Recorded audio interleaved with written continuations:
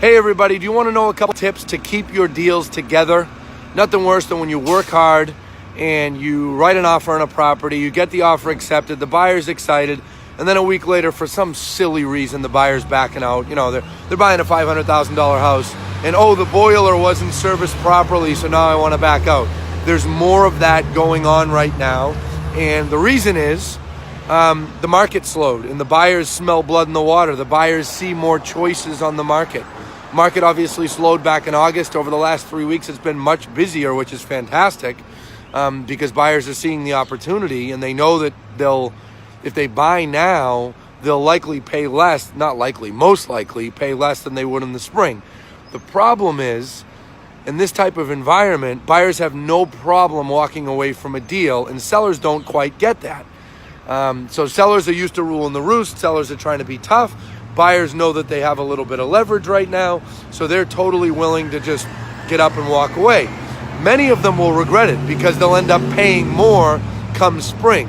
I'm in Watertown Square right now, just dropped my car off at the shop, and I'm heading home, and I was texting with our director of operations about it. So, what can you do to get more of your deals to stay together? Okay? Very frustrating when a buyer backs out for no reason. Obviously, if there's something really wrong with the house and the buyer backs out, well, so be it. If it's above them, if they don't have the money to fix it, totally understandable. But let's face it, 8 out of 10 times that's not the case. 8 out of 10 times it's a buyer just being, greedy, asking for too much. And, how do you solve that? The way you solve that is communication, extra communication, okay? When I was out selling for years, 2004 to 2011, market was horrible. And when I would get an offer accepted, I used to do this thing where I would go back over things with the buyer. Hey, keep in mind, we made the offer the way we did because we knew that you had to replace all those gutters, and we knew that you would have to, whatever it was, right? Service the boiler because it hasn't been serviced in 5 years, and we knew that you'd have to repaint the bulkhead because it's all rusty. Just keep that in mind, okay? When we made the offer, we did that on purpose. The other thing that I would do is between getting the offer accepted and the time of inspection, I would over communicate to the buyer. I would talk to the buyer a lot. Hey, you ready for that inspection tomorrow? Keep in mind, it's the inspector's job to find something wrong at the house. And believe me, they're going to do their job. There's not a house in the world that doesn't have something wrong with it. My arm's getting tired. So talk to them about that.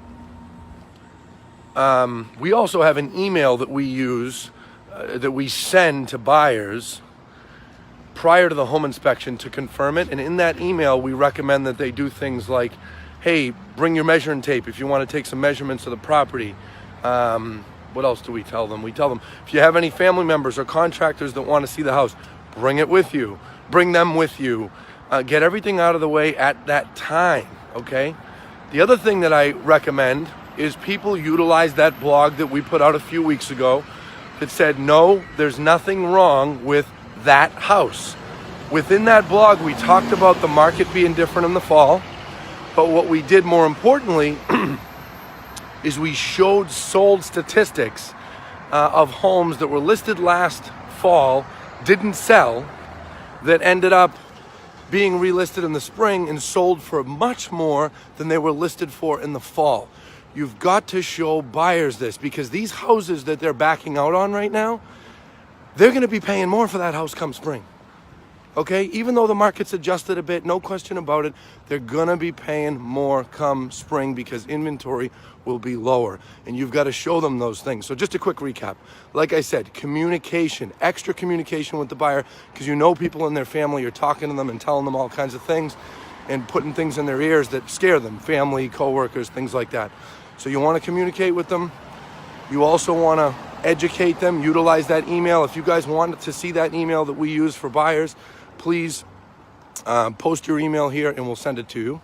Or Lindsay would probably say yes and a robot will send it. But I say just put your email and we'll send you the actual email that we recommend you using.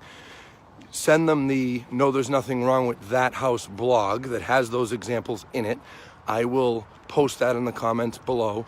And nothing is more important than communication. You've got to be in communication with the buyer educating them, letting them know what's going on, and don't let them get out of hand and get all wound up, because they're going to end up spending more money in the spring and they're going to regret it. So keep your deals together, my friends. All right, I was going to run on the way home, and here I am walking half the walk. But hey, nice to have you guys with me. All right. Again, leave your email if you want to use that email that our agents use, because it really helps. Have a good day, guys.